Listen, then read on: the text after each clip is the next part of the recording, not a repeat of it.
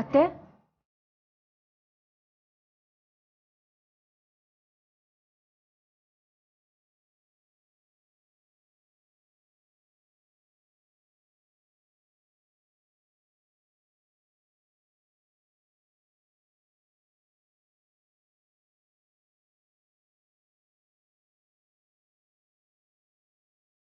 ಅತ್ತೆ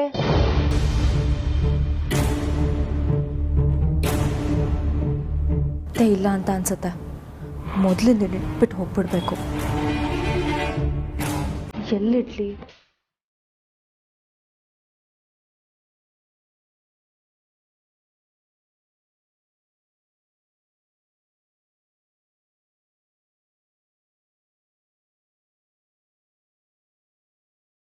ಆರತಿ,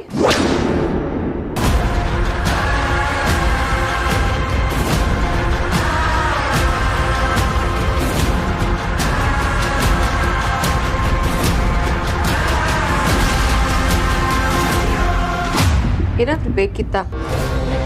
ಅದು ತಲೆನೋವು ಮಾತ್ರೆ ಬೇಕಿತ್ತು.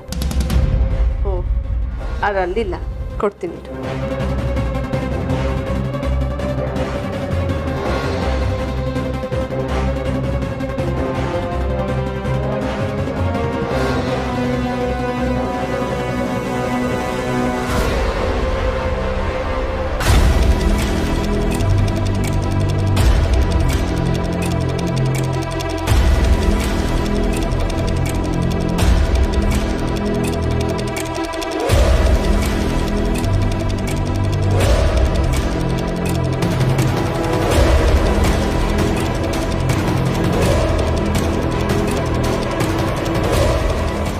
ಥ್ಯಾಂಕ್ಸ್ ಅತ್ತೆ.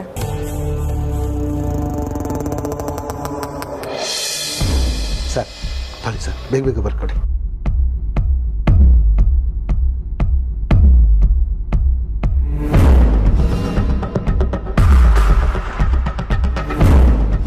ನೀನೇ ಬರ್ಕೋ. ಯಾಕೆ ಸರ್, ನೀವೇ ಬರ್ಕೊಡ್ತೀನಿ ಅಂತ ತಾನೇ ಹೇಳಿದ್ದು. ಅಲ್ಲಪ್ಪ, ನೀನು ಸಾಲ ಕೊಟ್ಟವಂತರ ಎದೆ ಮೇಲೆ ನಿಂತ್ಕೊಂಡ್ಬಿಟ್ರೆ ಹೇಗೆ ಬರೆಯೋಕ್ಕಾಗತ್ತೆ ಹೇಳು? ಅಲ್ಲ, ನೀನು ಊಟ ಮಾಡ್ತಿರ್ಬೇಕಾದ್ರೆ ಯಾರಾದರೂ ಎದುರು ಕೂತ್ಕೊಂಡು ಇನ್ನೇ ನೋಡ್ತಾ ಇದ್ರೆ ನೆಮ್ಮದಿ ಊಟ ಮಾಡೋಕ್ಕಾಗತ್ತಾ? ಇದು ಹಾಗೆ. ಈ ಪ್ರೇಮ ಪತ್ರ ಬರಿಬೇಕಾದ್ರೆ ಒಳ್ಳೊಳ್ಳೆ ಪದಗಳು ಉಪಯೋಗಿಸ್ಬೇಕು, ಈ ಪ್ರೀತಿಯ ಭಾಷೆ ಉಪಯೋಗಿಸ್ಬೇಕು, ಯೋಚನೆ ಮಾಡಬೇಕಲ್ವಾ? ಪ್ರೀತಿ ಕರಿಬೇಕು ಪತ್ರದಲ್ಲಿ, ಅರ್ಥ ಆಯ್ತಾ? ಒಂದು ಕೆಲಸ ಮಾಡು, ನೀನು ಹೊರಗಿರು, ನಾನು ಬರೆದ ಮೇಲೆ ನೀನು ಕರಿತೀನಿ. ಸರಿ ಬಾಗಿಲು ಹಾಕ್ಕೊಂಡು ಬಾಗಿಲು. ಆಯ್ತು.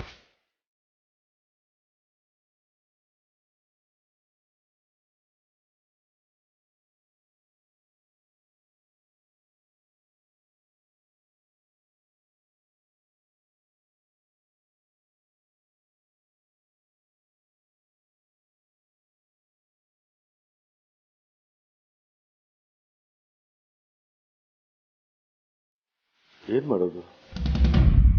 ವೇದಾಂತ್ ಮನೆ ಅಡ್ರೆಸ್ ನನಗೆ ಗೊತ್ತಿಲ್ವಲ್ಲ. ಫೇಮಸ್ ಬಿಸ್ನೆಸ್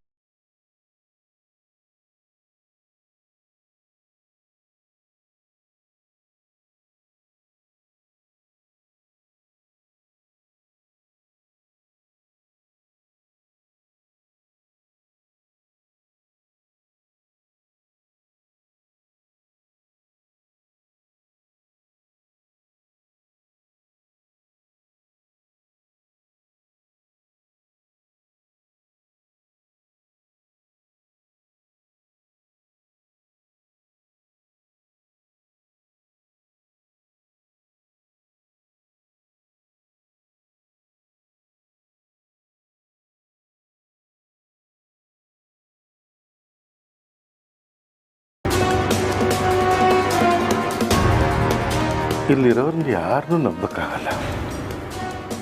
ಆದರೆ ಈ ಲೆಟರ್ನ ವೇದಾಂತಕ್ಕೆ ತಲುಪಿಸ್ಲೇಬೇಕಲ್ಲ.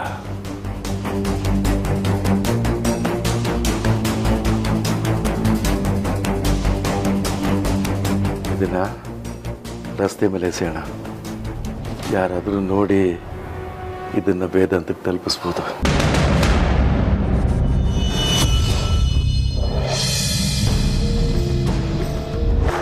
ಅಕ್ಕ ಅವಕ್ಕೆ ಇಷ್ಟೊತ್ತಾಯ್ತು ಇನ್ನೂ ಬಂದಿಲ್ವಲ್ಲ?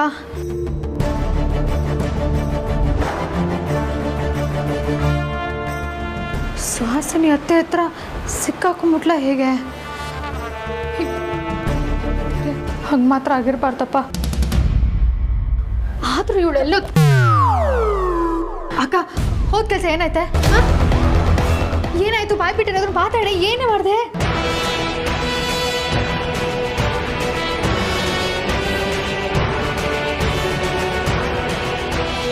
ಅಕ್ಕ ಸುಹಾಸಿನಿ ಅತ್ತೆ ಒಂದ್ಸಲ ಸತ್ತು ಬದುಕ್ ಬಂದ ಹಾಗಿತ್ತು ಕಣೆ.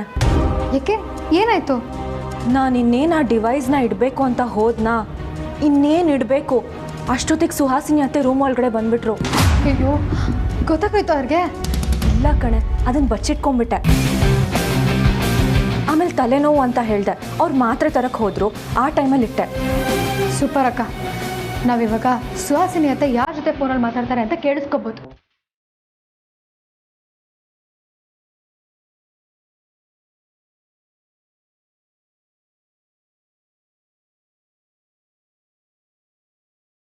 ನಾನು ಈಗಲೇ ಆ್ಯಪ್ನ ಆನ್ ಮಾಡ್ತೀನಿ. ಬಾ.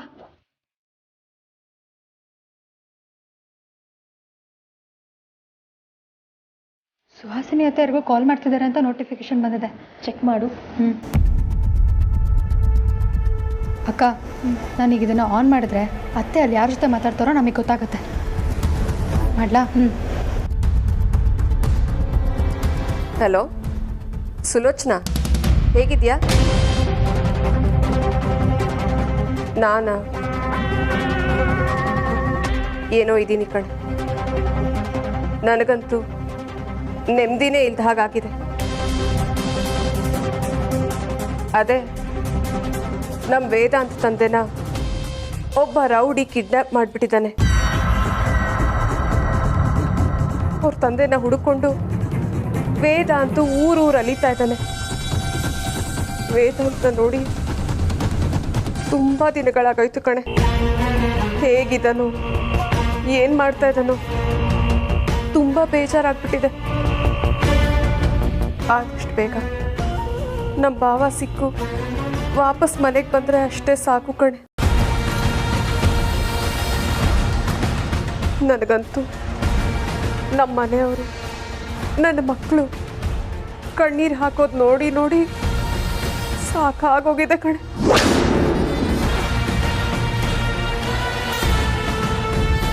ನಮ್ಮ ಭಾವ ಎಲ್ಲಿದ್ದಾರೆ ಅನ್ನೋದೇ ಗೊತ್ತಾಗ್ತಾ ಇಲ್ಲ ನೋಡಿ. ನಮ್ಮ ಅಕ್ಕನೂ ಬದುಕಿದ್ದಾರೆ ಅಂತ ಹೇಳ್ತಾರೆ. ಏನೋ ಅವ್ರ ಬಗ್ಗೆನೂ ಸುಳಿವು ಸಿಗ್ತಾ ಇಲ್ಲ.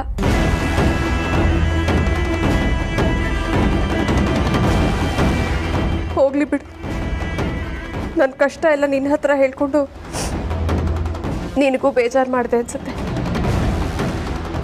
ಮತ್ತೆ ಯಾವಾಗಾದರೂ ಕಾಲ್ ಮಾಡ್ತೀನಿ. ಬಾಯ್.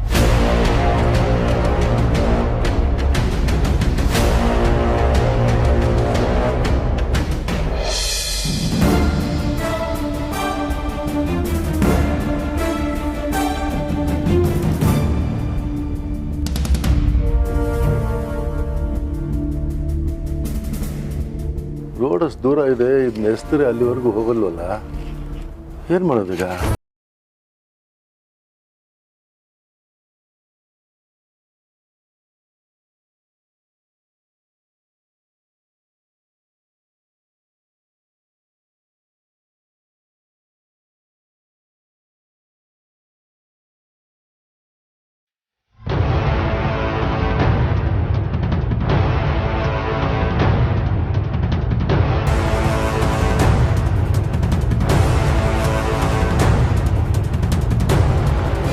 ಜೋರಾಗಿ ಕೂಗಿ ಯಾರಿಗಾರು ಹೇಳೋಣ ಅಂದರೆ ಮನೆ ತುಂಬ ರೌಡಿಗಳಿದ್ದಾರೆ, ಯಾರಾದರೂ ಕೇಳಿಸ್ಕೊಂಡ್ಬಿಡ್ತಾರೆ.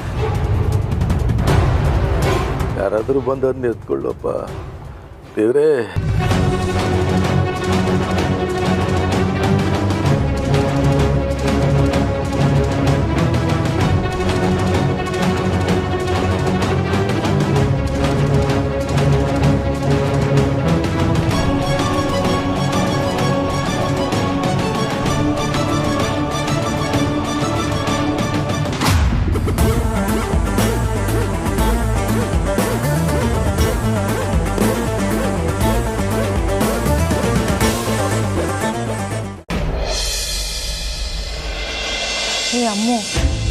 ಏನೇ ಇದು ಪಾಪ ಕಣೆ ಅತ್ತೆ, ಸುಮ್ಮನೆ ಅವ್ರ ಮೇಲೆ ಡೌಟ್ ಪಟ್ವಿ. ಅಕ್ಕ, ಸುಹಾಸಿನಿ ಅತ್ತೆನ ಅಷ್ಟೊಂದು ಈಸಿಯಾಗಿ ತೊಗೊಳೋದು ಬೇಡ. ಇದರಲ್ಲಿ ಬೇರೆ ಏನೋ ಇದೆ ಅನಿಸ್ತಿದೆ.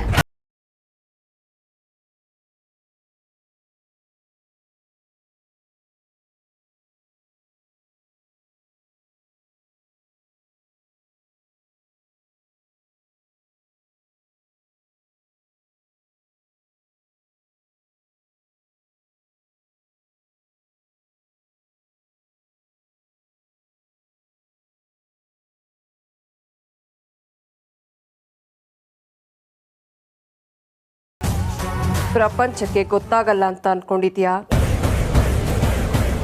ಹೋಗಿ ಹೋಗಿ ಡಿವೈಸ್ ಇಡೋದಕ್ಕೆ ಆರ್ತಿನ ಕಳಿಸಿದ್ಯಲ್ಲ ಇಡಿಯಟ್. ಅವಳಿಗೆ ಒಂದು ಡಿವೈಸ್ ಬಚ್ಚಿಡೋದಕ್ಕೂ ಬರಲ್ಲ.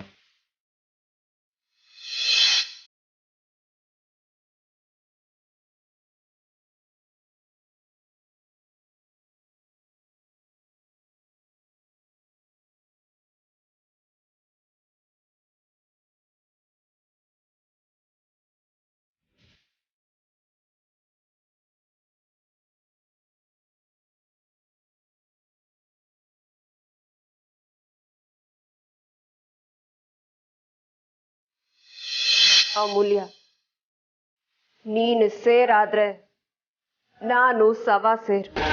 ನೀನು ಚಾಪೆ ಕೆಳಗಡೆ ತೂರಿದ್ರೆ ನಾನು ರಂಗೋಲೆ ಕೆಳಗಡೆ ತೂರ್ತೀನಿ.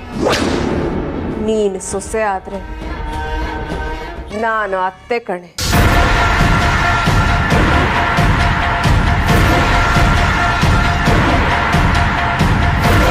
ಅಕ್ಕ, ನನಗೇನೋ ಸುಹಾಸಿನಿ ಅತ್ತೆಗೆ ನಾವು ಡಿವೈಸ್ ಇಟ್ಟಿರೋ ವಿಷಯ ಗೊತ್ತಾಗಿದೆ ಅನಿಸುತ್ತೆ. ಅದಕ್ಕೆ ನಮಗೆ ಯಾಮರ್ಸ್ಬೇಕು ಅಂತ ಈ ಥರ ಆಟ ಆಡ್ತಿದ್ದಾರೆ. ಹೌದಾ? ಹಾಗಿದ್ರೆ ಮುಂದೆ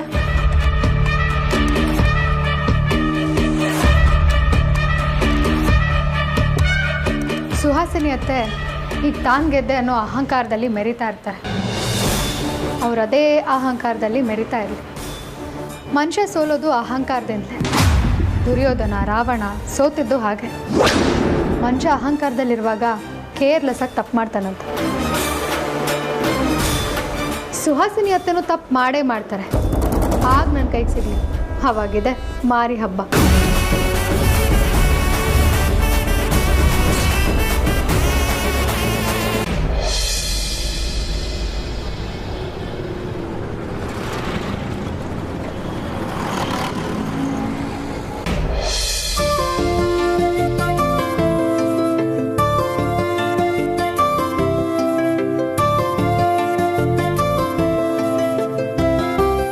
ಕುಮಾರು, ಬರೀ ಏನಾದರೂ ನಿಮ್ಮ ಮನೇಲಿ ಇದ್ದಾಳ? ಇಲ್ಲ ಮಂಜಣ್ಣ, ನಿಮ್ಮ ಮನೆಯವ್ರು ಕೀ ಕೊಟ್ಟೋಗಿದ್ದಾರೆ ನೋಡಿ. ಏನ ಎಷ್ಟೊತ್ತಲ್ಲ ಹೊರಗಡೆ ಹೋಗುವಂಥ ತುರ್ತೇನಿತ್ತು. ಯಾವಾಗಲೂ ಹೇಳ್ಬಿಟ್ಟು ಹೋಗೋಳು. ನಿಮ್ಮ ಫೋನ್ ಆದರೂ ಮಾಡ್ಬೋದಾಗಿತ್ತಲ್ಲ. ನಿಮ್ಮ ಫೋನ್ ನೆಟ್ವರ್ಕ್ ಸಿಗ್ತಿಲ್ವಂತಲ್ಲ? ಹೌದಾ? ಹಾಂ, ಒಂದು ಚೀಟಿ ಕೊಟ್ಟಿದ್ದಾರೆ ನೋಡಿ. ಬರ್ತೀನಿ ಮಂಜಣ್ಣ.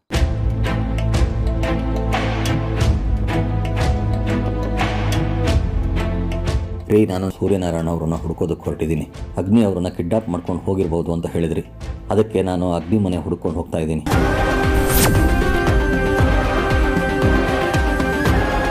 ಬರೀ ಯಾಕೆ ಇಂಥ ಕೆಲಸ ಮಾಡೋದಕ್ಕೆ ಹೋದ್ಲು? ಅವಳಿಗೆ ಅಗ್ನಿ ಮನೆ ಗೊತ್ತಾ?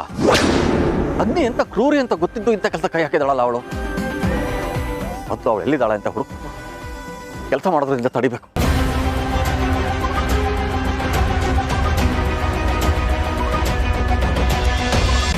ಇವ್ರೆ ರಿಂಗ್ ಮಾತ್ರ ತಗೊಂಡು ಚೀಟಿ ಬಿಸಾಕದೇ ಇರಲಪ್ಪ. ಉಂಗ್ರ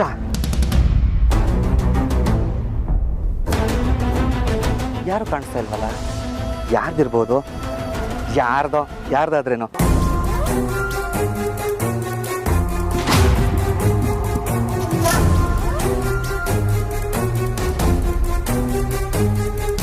ಅಲ್ಲ, ಪೇಪರ್ ಉಂಗ್ರ ಸುತ್ತ ಯಾರು ಬಿಸಾಕ್ತಾರೆ?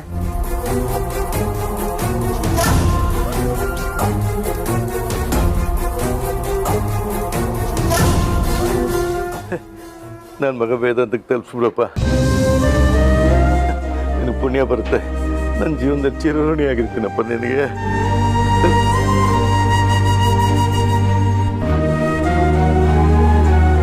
ನನ್ನ ಹೆಸರು ಸೂರ್ಯನಾರಾಯಣ. ಅಗ್ನಿ ಅನ್ನೋನು ನನ್ನನ್ನು ಕತ್ತಗುಪ್ಪೆ ನಂಬರ್ 56 6x7 ಮೇನ್ ಮನೆಯಲ್ಲಿ ಕಿಡ್ನಾಪಾ ಯಾರು ಕಾಣಿಸ್ತಾ ಇಲ್ವಲ್ಲ? ಕಿಡ್ನಾಪ್ ಮಾಡಿ ಇಟ್ಕೊಂಡಿದ್ದಾನೆ. ಈ ಚೀಟಿಯನ್ನು ದಯವಿಟ್ಟು ಯಾರಾದರೂ ವೇದಾಂತ್ ಅವ್ರಿಗೆ ತಲುಪಿಸಿ. ಯಾವ ವೇದಾಂತ್ ಇರ್ಬೋದು? ಓಹ್, ಫೇಮಸ್ ಬಿಸ್ನೆಸ್ ಮ್ಯಾನ್ ವೇದಾಂತ್ ಅವ್ರ ಮನೆ ಅಡ್ರೆಸ್ ಇರಬೇಕು.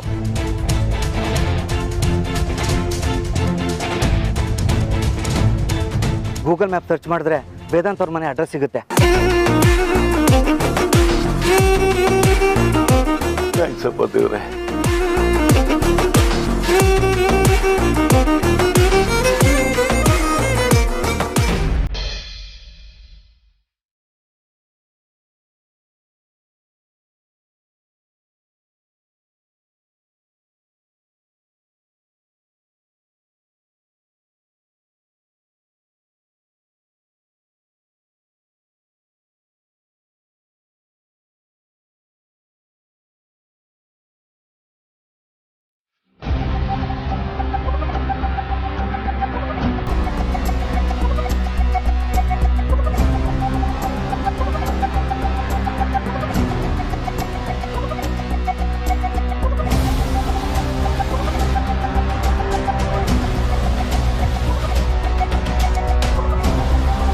ಹೊರೆ ಎಲ್ಲೂ ಹೋಗ್ತಾ ಇದೆಯಾ?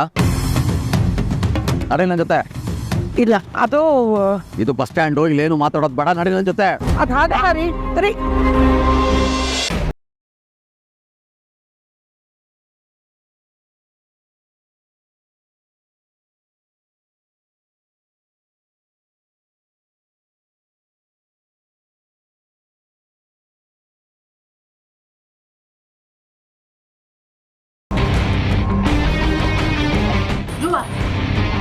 ಧ್ರುವ, ಬಾಯ್ಲಿ ಕೂತ್ಕೊಳ್ಳಿ. ಏನಾಗಿದೆ ಧ್ರುವ ನಿಂಗೆ? ಹಾಂ, ಯಾಕೆ ಹೀಗೆ ಮಾಡ್ತಿದ್ಯೋ? ಧ್ರುವ, ನೀನು ಈಗಷ್ಟೇ ಚೇತರಿಸ್ಕೊಂಡಿದ್ಯಾ, ಯಾಕೆ ಇಷ್ಟೊಂದು ಆಕ್ರೋಶ ನಿನಗೆ? ತಾಳ್ಮೆ ಇರಲಿ ಧ್ರುವ, ಈಗಷ್ಟೇ ಚೇತರಿಸ್ಕೊಂಡಿದ್ಯಾ. ನಿಂಗೆ ಏನಾದರೂ ಹೆಚ್ಚು ಕಡಿಮೆ ಆದರೆ ಬೇಡ ಕಣೋ. ನಿಂಗೆ ಹೇಗೆ ಹೇಳೋದು ಅಂತಾನೆ ಗೊತ್ತಾಗ್ತಿಲ್ಲ ನನಗೆ. ಅಮ್ಮ, ಏನಕ್ಕೆ ಹೇಳ್ತಾ ಇದ್ದೀರಾ? ಪ್ಲೀಸ್ ಅಮ್ಮ, ಸಮಾಧಾನ ಮಾಡ್ಕೊಳ್ಳಿ. ನನಗೇನು ಆಗಿಲ್ಲ. ಧ್ರುವ, ಮಗುಗೆ ಚಿಕ್ಕ ಗಾಯ ಆದರೂ ತಾಯಿ ಹೃದಯ ತುಂಬ ನೊಂದ್ಕೊಳ್ಳುತ್ತೆ ಕಣೋ. ಯಾಕೆ ಹೀಗೆ ಮಾಡ್ತಿದ್ಯೋ? ಏನು ಸಿಗುತ್ತೆ ನಿಂಗೆ ಹೀಗೆ ಮಾಡಿದ್ರೆ?